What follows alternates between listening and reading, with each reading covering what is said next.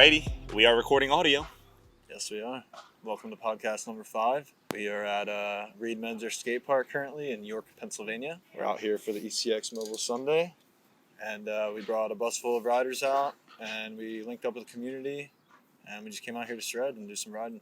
Yeah, Reed Menzer Skate Park is definitely one of my favorites out here. What are we, like an hour and a half away from the shop? Yeah, an hour and a half. Yeah, just out towards the Lancaster, Pennsylvania area.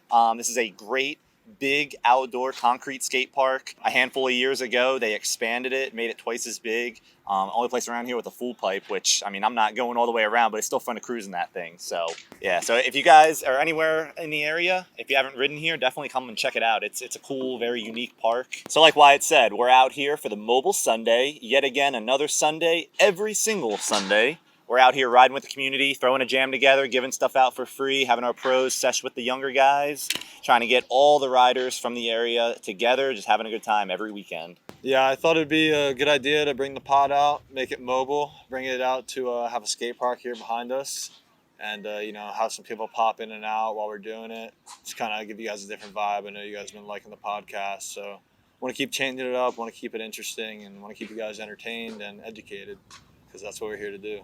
So today's been pretty sick. We had a lot of guys come out, a lot of older riders, a couple of the youth came out. We gave some stuff away. And actually, I saw you and Chase, where'd you guys head out to? I saw you guys cut out. Yeah, me and Chase, we found this spot on Find Skate Spots. I'm sure if you ride spots, you know what it is. But we found it on the website, and then it was like a mile away, and everybody was having a good time at the Mobile Sunday, jamming away. I was like, all right, Chase, let's go ride a mile away and get this clip real quick. Go check out this rail, because he's trying to film his video, probably come out at the end of the summer. And I told him he's got to get more clips, so he looked up the rail. We popped out. He gave it a few attempts, and he was able to walk away and grab it. Unfortunately, you guys aren't going to be able to see it for a while, but it's going to be worth the wait. Trust me. Chase's edit is going to be fire. I can't wait for his edit to drop, and just for everybody on the team's videos to drop in general. Yeah, it's going to be pretty sick. I feel like it's going to, the way that everybody is filming right now, I feel like it's going to be like one edit comes out, and then it's going to be like bam, bam, bam, just edit after edit as far as the ECX team goes. Yeah, exactly. There's nothing like right now that's dropping, but, Mikey's about to drop his welcome video, and then it's going to be probably a month after that. Wow. I'm so hyped for it. Yeah, because we're adding new people all the time, and one of the rules of getting on ECX is that you need to film a welcome video within 3 months of getting on the team. And I told the guys, I was like, it doesn't have to be anything crazy. I just need you to put on your ECX hat, put on your ECX shirt, go out and film, show people your style, show them your riding, and just show face to get your name out there and help represent our business in the best way possible. Yeah, I mean, that's a big thing that I like to do as the shop owner, is I like to explain to people, like, this is more than just a sport that you're going to do on the weekend. Like, if you want to, this can be something where you can propel yourself as an athlete, as a public figure, and really make something out of the sport for yourself.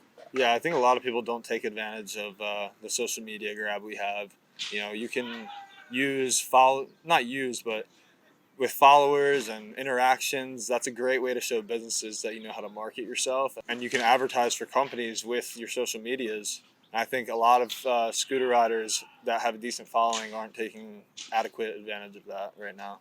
Yeah, I feel like that's the one thing that the pros of our sport, on a large scale, almost lack, in a sense, is the actual professionalism that is required for an industry where you're going to be selling products to a variety of ages, a variety of demographics. And a lot of guys put their own personal opinions and politics and different things into their public image, not realizing that you as a person is different from you as a public figure. And you can be who you are, and some people like to be who they are in a more persuasive manner. Like, for example, different religious people, they're religious for themselves and they use their platform to push that.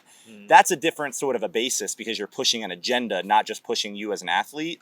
But in general, unless you're pushing a particular agenda, I feel like you should just stay professional and almost be like a blank slate that a business can, for lack of better words, kind of like just use as their marketing, as a marketing piece. It's obviously really good if you have a following, to use your following for good, if you have different opinions and whatnot. But I feel like a lot of guys aren't really, they'll say things or do things without a game plan. Like, you can have opinions, you can push whatever agenda you want to push, but have some sort of a plan and understand that you're doing that. And if you push a certain agenda or viewpoint, you are going to isolate yourself from some businesses and some different sectors of the riding community.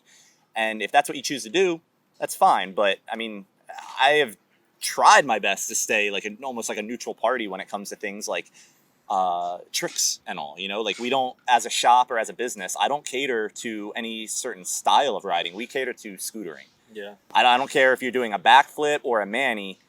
What you're doing is difficult, and what you're doing is super sick, and it deserves props and recognition at all the different levels. So yeah, I mean, I think when you're trying to run a business or a shop or anything like that, it's kind of hard to just pick sides, and you kind of have to cater to everyone because you're trying to make some money, you're trying to make sales, and you can't just segregate based on how somebody rides or what kind of scooter they have or where they came from. But yeah, back to the whole filming thing. Chase ended up getting a clip down the street at that rail, and then I got back and Mikey was like, "Listen, edit's dropping in a couple weeks. I need 2-3 more clips. Let's stomp one out real quick." He tried it a couple times while I was gone, and then I think he got it within 5 tries when I came and started filming him. He didn't know how to exactly get the trick around at first, and I told him to just let the scooter do the trick. You got to be in the air, and you just got to let it wrap around you. For this certain style of trick he was doing, you kind of just got to let the scooter do its job and let it flow. He was basically trying to force it, and it wasn't coming around right, and he was getting messed up on it. But I told him even if it comes around slow, just let it flow around, and it'll happen. 4 or 5 tries later, he ended up stomping it, so that was sick. Yeah, I got to watch that clip, so I'm sure whenever you guys are going to see his welcome edit, you'll definitely enjoy the clip because it was really good. And Wyatt is a phenomenal filmer, so he did a great. Yeah, he did Mikey justice there. I'm all right. Yeah, but it's cool. We brought Thomas and Mikey with us today, and they were telling us how they both registered for the pro division for the Newport comp coming up next month on June 24th. We talked about it a little bit on the last pod, but Pytel wasn't with us, and he has a lot more details than we do, so I'll let him tell you guys a little bit about that in case you're interested. Yeah. So yeah, if you haven't already heard, make sure you're checking out the flyer for the Newport Skate Park Battle Under the Bridge.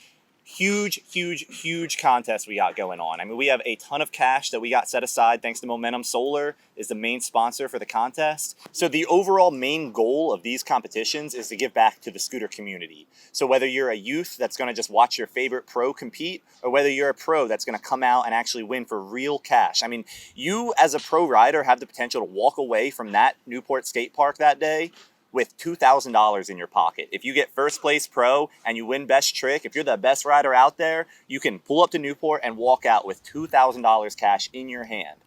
There's very few contests in the United States or even outside the United States that you have the opportunity to say that. So this is a big deal. So I really genuinely, if you're on the East Coast, I better see you there. And if you're anywhere within a flight away, I would hope that you at least look into it with your sponsors or within yourself, because this is a big contest, and we're going to be giving out a lot of stuff. This entire event is all about the community. It's all about scootering. It's all about pushing scootering to the next level.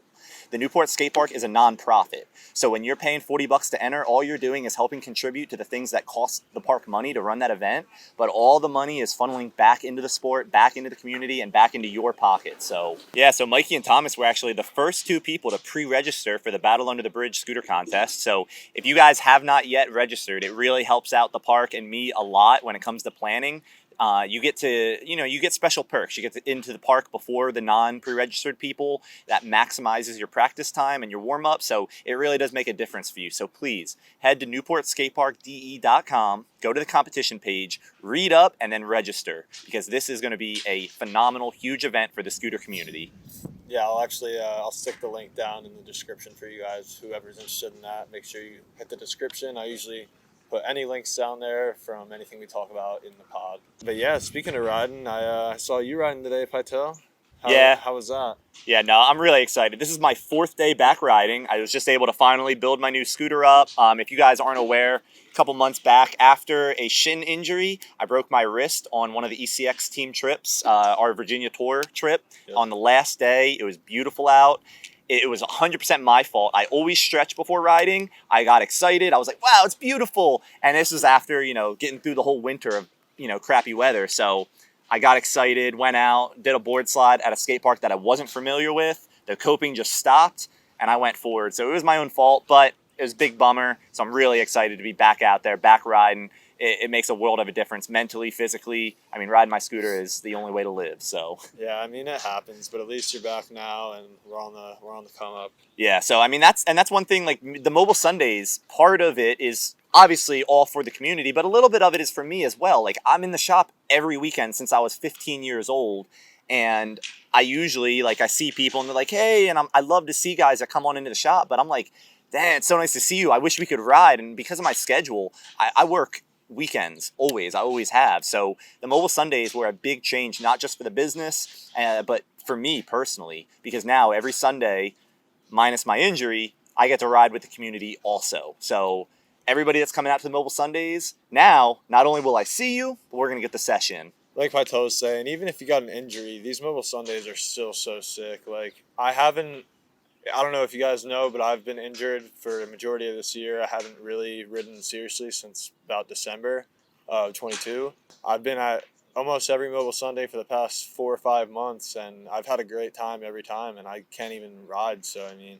Yeah, I mean, a lot of the Mobile Sundays is seeing your friends and riding with your friends, but like Wyatt's saying, even if you can't ride, you can take pictures, you can film for your friends, but it's getting the community together. It's getting all these people that are still riding and people that haven't ridden in a long time, and it's getting them all in one place, talking, having a good time, and that reignites a lot of different things, whether it's reigniting riding again or whether it reignites a new learn. It just gets things going, and everybody's been coming up to me and being like, dude, the vibes, the feeling of riding at these Mobile Sundays, like even though they're not contests, they're not anything too formal, it's just an energy that is scootering. I mean, it's everything that scootering should be. Yep, and it just proves even more to the fact that you don't need to be able to ride to have a good time within the scooter community. There's so many people that I know within the community that barely even ride anymore, and they just come out and hang out, and like Pytel said, they either film, take pictures, just hang out with the boys, come get a sesh. The sesh doesn't have to be riding. You can do whatever. As long as you're involved and having a good time, it really doesn't matter. Yeah. So, yeah, I'd definitely say our first York Mobile Sunday was a huge success. Yeah, I would agree. I mean, for 30 to 40 scooter riders to pop out on Mother's Day out of anything is pretty impressive. And, you know, this isn't too local to us. This is like an hour and a half away from the shop. And it's just, it's a great feeling to come out and have guys in this area show support. And, you know, it just feels good to be able to show them support back and come back to their local skate park and ride with the community, give out some prizes, have a little jam. Yeah, I wasn't sure how the turnout was going to be, being Mother's Day. So, I mean, I get it. You know, a lot of guys already had plans, already had other commitments, obviously. I went and saw my mom early in the morning, early enough to where we could still make it out to the skate park. So a lot of guys kind of did a similar thing where they had their Mother's Day and then they came out to ride. You know, sometimes moms want the day alone on Mother's Day, especially for these younger shredders. So yeah, it was a great time having a Mobile Sunday out here, but I think we're all really getting geared up for our Mobile Sunday in Connecticut in 2 weeks. Oh yeah, we have a pretty decent trip planned. We got 10 plus guys coming up with us in the bus. Full bus? Yeah, and we're going to do the Rockwell Mobile Sunday. If you guys haven't heard about that yet, it's on May 28th in Bristol, Connecticut. And we're going to be going up there, putting on a new rider, and doing a Mobile Sunday.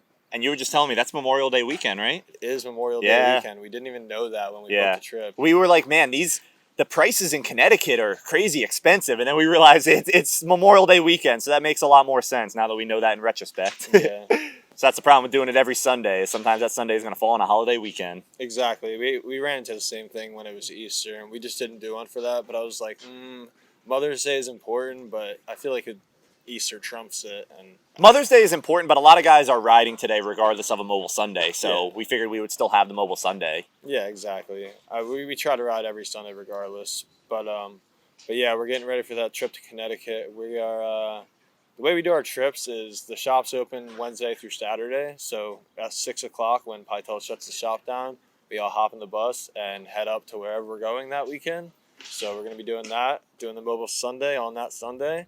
And then that Monday and Tuesday, we're going to be driving up to Boston to try to get some filming done for these guys' parts. Because I know a lot of people really love the YouTube videos in scootering right now, and we're trying to bring that back so Instagram doesn't take over as much. Hopefully when we're up in Boston, I don't know. I don't think I'm going to be doing any filming, but I think I might try to cruise a little bit for the first time in Wonderful. 4 to 5 months. Yeah, with my injury, it's just kind of been a little hard the first half of this year, but it's been a blessing in disguise. I haven't been able to ride due to certain circumstances, but it has allowed me to do a lot for ECX and do a lot for the business. And even, when we're coming out to these ride days, I'm not focused on riding the whole time. So I'm talking with the locals and shredding with the community and just having good conversations that are going to build relationships that last forever.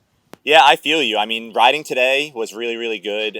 I can't wait until you're able to ride again. So yeah, I mean, it's been great because we've been able to focus on filming and making sure that the format gets figured out. But now we were injured, we figured it out. Now we're getting uninjured and everything's figured out. We're able to, I was riding a whole heck of a lot in between doing things. So now that I have more to do, now that I'm able to ride again at the Mobile Sundays, everything flows good, everything's great. And because I'm a scooter rider, everything's coming pretty natural. I almost got a new learn. I was working on Manny front rise, which I've never done that before in my life. So I didn't land it today. It's still only my 4th day back. I need to work on the leg muscles a little bit more, but I was getting pretty close. So that's something to look forward to eventually. Yeah, so it was really good to be able to ride at this Mobile Sunday here at York Skate Park. And I know me and a lot of these guys, we're getting pretty hungry. So I think word on the street is we're going to go find some spots after dinner. So I'm excited for that. It'll be my first time riding street in a while. All right, we wanted to thank you guys for watching the 5th episode of the ECX podcast. It was great to try one outside, and hopefully we get to do these at other events soon. But yeah, thank you guys for tuning in. As always, I'm Wyatt Brown. I'm Michael Pytel. And we'll catch you next week. See ya. See you later.